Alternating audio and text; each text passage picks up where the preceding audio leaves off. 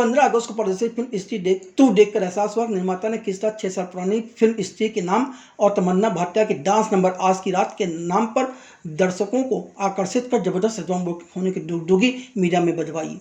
पर जब दर्शक सिनेमाघर पहुंचा तो उसने खुद को ठगा हुआ पाया, क्योंकि फिल्म में तमन्ना भाटिया के डांस नंबर आज की रात की झलक मात्र है। वैसे इन दिनों किस तरह से निर्माता कारपोरेटिंग कराता है, किस तरह से बॉक्स ऑफिस आंकड़े पेश करता है, इस पर बहुत कुछ कहा हुआ लिखा जा चुका है।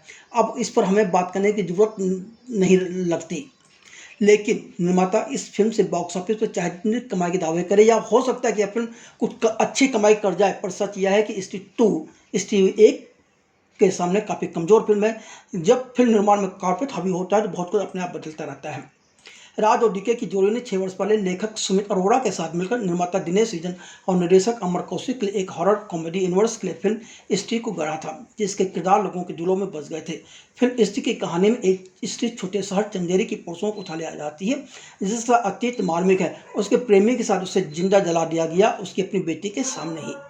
और जब स्त्री का क्रोध शांत होता है तो वह खुद ही चंदेरी के रक्षक बन जाती है। जिन दीवारों पर पहले लिखा होता था वो स्त्री कल आना, उन दीवारों पर लिखा जाने लगा वो स्त्री रक्षा करना। पर पहले भाग में ही स्त्री चंदेरी छोड़कर चली गई थी, पर जब लोगों को पता चला कि 6 साल बाद फिल्म स्त्री के ही पात्र फिर से फिल्म स्त्री 2 में नजर आएंगे तो लोगों ने जमकर एडवांस बुकिंग की। पर अफसोस 6 वर्ष बाद स्त्री 2 जरूर आई है, मगर फिल्म सर्जकों ने इन 6 वर्षों में इस फिल्म की कहानी में पटकथा को लेकर कुछ खास मेहनत नहीं की है। हाँ, एक बड़ा बदलाव यह जरूर है कि स्त्री 2 के साथ राज एंड डीके के अलावा सुमित अरोड़ा नहीं जुड़े हुए हैं। इस बार स्त्री के ही किरदारों को आगे बढ़ाते हुए कहानी लिखने की जिम्मेदारी नरेंद्र भट्ट ने संभाली है। नरेंद्र भट्ट ने एक एजेंडे के ही तहत इस फिल्म को लिखा, परिणामतः वह सफल नहीं हो पाए। जहाँ तक फिल्म की कहानी का सवाल है तो फिल्म स्त्री 2 की कहानी वहीं से शुरू होती जहाँ स्त्री की कहानी खत्म हुई थी। पहले भाग में एक अनाम यूटिन असीमित शक्तियां पाने के लिए स्त्री की चोटी काट कर अपनी चोटी में मिला ली थी, जिसे विक्की चाहने लगा था। वह उसे अब भी चाहता है, उसके सपने भी देखता है और इस चक्कर में वह इतना पिस चुका है कि असल में उसके सामने आने पर भी उसे यकीन नहीं होता है। पर पहले भाग में स्त्री बस में बैठकर चली गई थी, अब दीवारों पर लिखा है वो स्त्री रक्षा करना।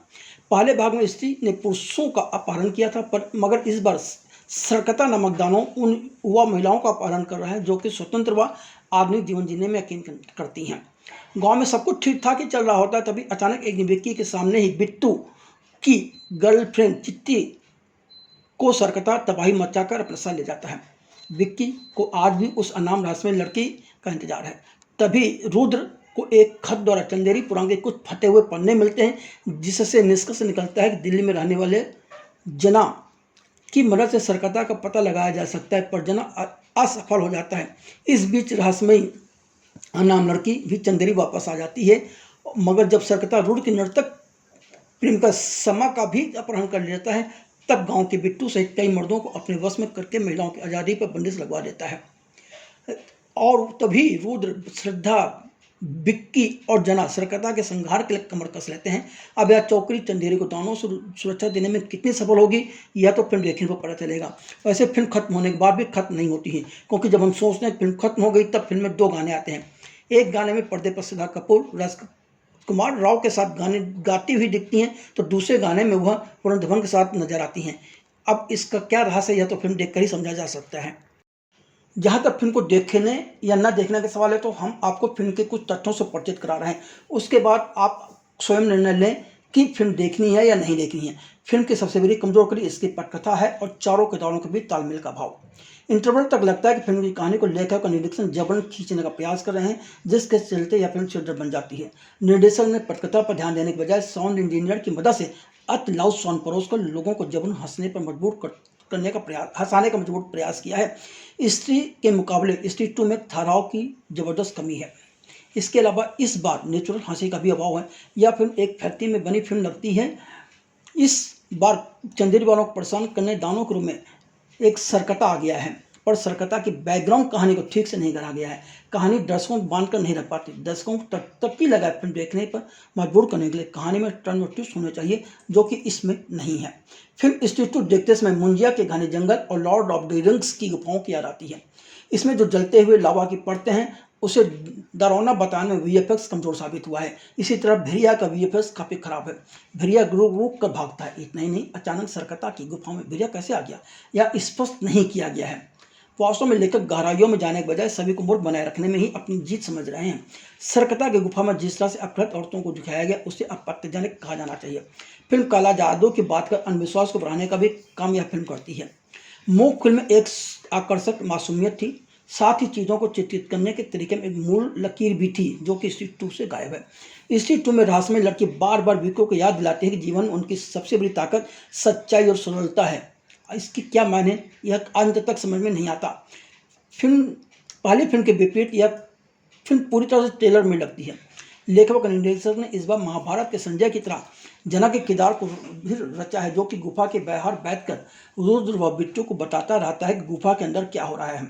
यानी कि लेखक व निर्देशक ने नई व आधुनिक पीढ़ी को पूरी तरह से अंधविश्वास व मूर्ख समझ लिया है कि वह जो कुछ भी दिखाएंगे उसे वह सत्य मान लेगी। इतना ही निर्देशक अमर कौशिक ने इस फिल्म में भी सत्यता और लैंगिक गतिशीलता के एजेंडा को बरकरार रखा है। वह भूल गया कि अब दर्शक एजेंडा प्रधान फिल्मों से दूर रहना चाहता है। लेखक और निर्देशक के दिमागी दिवालियापन का अंदाजा इस बात से भी लगाया जा सकता है कि सरकता को लुभाने के लिए रोज अपनी प्रेमिका के नृत्य का आयोजन करने का सुझाव देता है। वह क्या सोच है। निर्माता दिनेश विजन, लेखक नीरज भट्ट व निर्देशक अमर कौशिक की सोच की दाद देनी पड़ेगी। उनकी नज़र में हमारे यहाँ सुपर हीरो कोई इंसान नहीं भूत ही हो सकता है। इस फिल्म में अविश्वसनीय चीज़ों व घटनाक्रमों की भरमार है। फिल्म के कुछ वन लाइनर्स कमाल के हैं, लेकिन इस बार पता नहीं क्यों लेखक ने कुछ ड्यूटी संवाद भी रखे हुए हैं। फिल्म में अक्षय कुमार के कमियों को भोपाल के पागलखाना में रचा गया है। वहाँ पहुँचते फिल्म अति खराब हो जाती है। फिल्मकार ने पागलखाना की जो पुरानी धारणाओं से पहले नई धारणा विकसित करने का प्रयास किया है, मगर पागलखाना के अंदर रहने वालों को चित्रण करना अत्यंत आपत्तिजनक है। हम तो फिल्म के लेखक और निर्देशक को सलाह देना चाहेंगे कि हॉरर फिल्म बनाने के लिए उन्हें रामसे ब्रदर्स की फिल्में देखकर कुछ सीखना चाहिए, अथवा कम से कम सलाहकार के तौर पर रामसे ब्रदर्स की नई पीढ़ी की दीपक रामसे को अपने साथ कर लेना चाहिए था, जिन्होंने जी हॉरर शो के 250 से अधिक एपिसोड निर्देशित कर अपनी एक अलग छाप छोड़ी थी। जहाँ तक अपने का सवाल तो इस फिल्म में रहस्यमय अनायाम लड़की के किरदार में श्रद्धा कपूर की प्रतिभा को जाया किया गया है। उनका चरित्र काफ़ी छोटा है। रुद्र के चरित्र में पंकज त्रिपाठी अपने आप को दोहराते हुए नजर आते हैं। लगता है कि अब उन्होंने मान लिया है कि बॉलीवुड की फिल्मों में अपने को लेकर मेहनत करना बेकार है। राजकुमार राव के अपने को देखकर उनकी बरेली की बर्फी सहित कुछ दूसरी फिल्में याद आ जाती हैं। जना के किरदार में कास्टिंग एजेंसी चलाने में अभिषेक बनर्जी निराश करते हैं। वैसे इस के साथ ही अभिषेक बनर्जी की एक दूसरी फिल्म वेदा भी प्रदर्शित हुई है, जिसमें वह सस्पेंस के किरदार है और उसमें भी वह निराश करते हैं। बिट्टू के किरदार में अपार शक्ति खुराना को मेहनत करने की जरूरत है। अन्य सह कलाकार ठीक ठाक हैं।